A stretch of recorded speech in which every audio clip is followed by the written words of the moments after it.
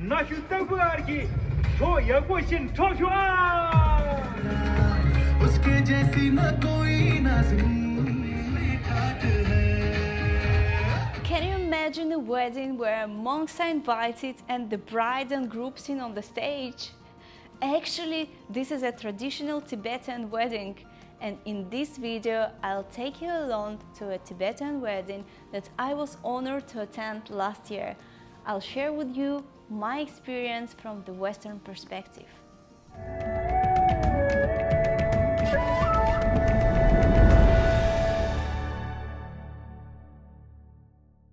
Last August, I was happy to participate in a traditional Tibetan wedding ceremony that lasted 2 days.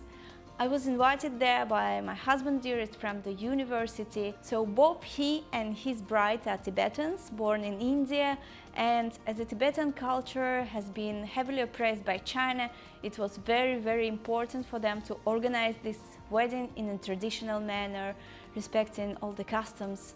So actually the wedding took place 2 times, first in the bride's native town in South India and then in the groom's native town in Leh.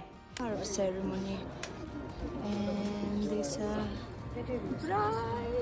and the groom. Hello! Hello! Yeah. We're waiting for our turn. And I was invited to the second ceremony, and to my surprise the wedding consisted of 3 different events. So, first of all, we were invited to participate in a traditional circle dance organized by the local Tibetan community, and everyone there from young to old participated, and not just only girls, you know, also guys, they all knew the moves, they all were dancing, and there was no obligation. Everyone was just eager to cherish their tradition by dancing these super complicated dances that vary each and every song. So you know, you just got some moves and then they change the songs and you don't get it anymore.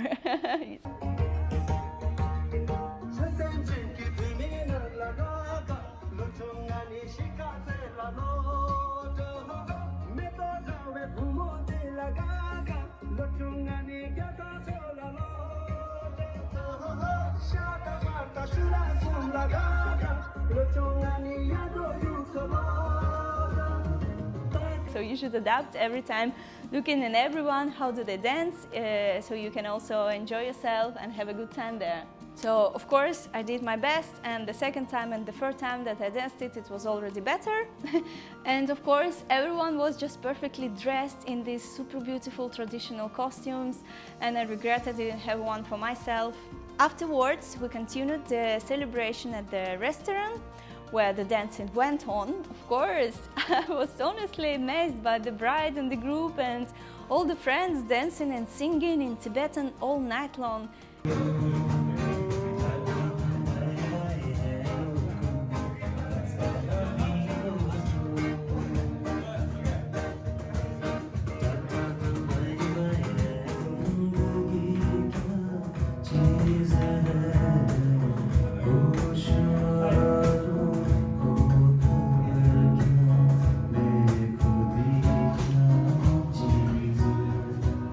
It was wonderful to see how devoted they are to their culture, regardless of the fact that they all just live in Europe, because they all are young and they live, study and work in Europe. But you know, they haven't forgotten where they're coming from. They haven't forgotten their own culture, and I really admire it. The dinner was delicious and extremely generous. When we finished with the starters, I was already full and I didn't expect more dishes to come, but yeah, they came and they were just amazing. So everything that we had there was so unique, but at the same time very comforting, flavorful, not spicy at all. And I cannot explain the joy that I felt dancing side by side with my new friends. By participating in these traditional ceremonies, I just felt a part of it. I just felt so honored to be present there and to actively participate. That was amazing. So the next day in the morning was the main day. So we all came to a groom's house for lunch, and there were countless family members, I don't know how many, 50, 100, I don't know. They all were dressed in traditional clothing, with the bride and groom as well. They looked so beautiful. Just look at them, aren't they adorable? We all wrapped white scarves around their necks for good luck and enjoyed our tasteful lunch together. And the food, as always there, was just amazing. Of course, there were a couple of dishes that I didn't get. So here we are with the traditional milk tea and some traditional rice with dry fruits made here. Mostly everything was so delicious, so comforting and so tasteful. I love it. Oh, here we are with the first wedding lunch. You tried? Yeah. How is it? Spicy. Nice. So later that day, the main ceremony happened. We all met in this fancy hotel all together, everyone beautifully dressed, and the owner came to greet us, and actually he mentioned that Dalai Lama was giving a speech there the previous week. By the way, if you want to see how I met Dalai Lama, I leave a link in the description below. So yeah, we all came beautifully dressed, prepared for this special event, and we sat together with the other university friends of my husband who came from Saudi Arabia and Canada.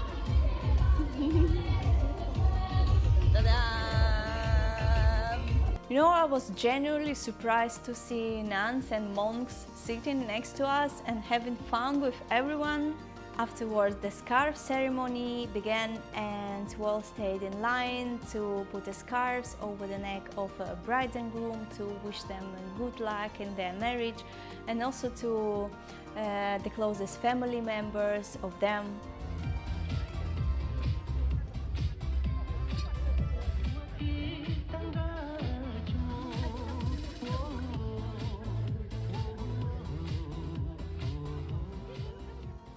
And afterwards, of course, we just had another amazing dinner together.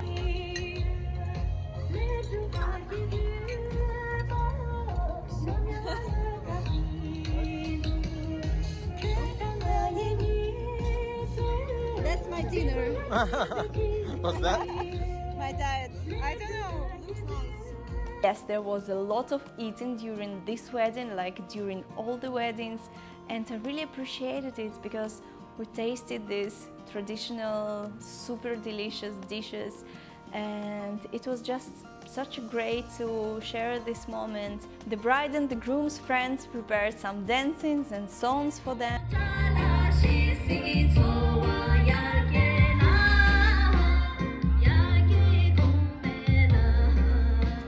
Then performed it on the stage.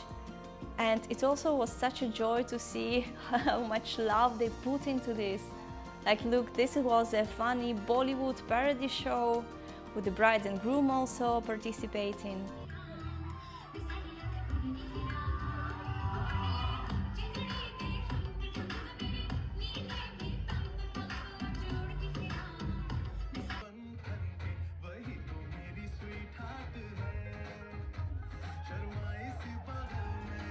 And afterwards, the tables were removed and we were all dancing traditional dances in a circle. I already remembered some steps and some moves from the previous day, so I performed better this time. And I really felt so at my place there. Everyone was so welcoming, so warming.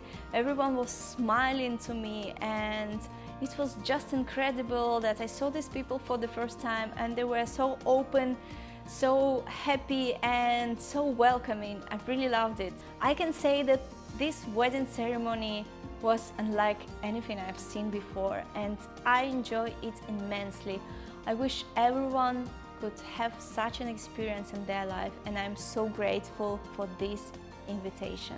And if you're curious to know what else we did during our magical days in Ladakh, just watch the next video.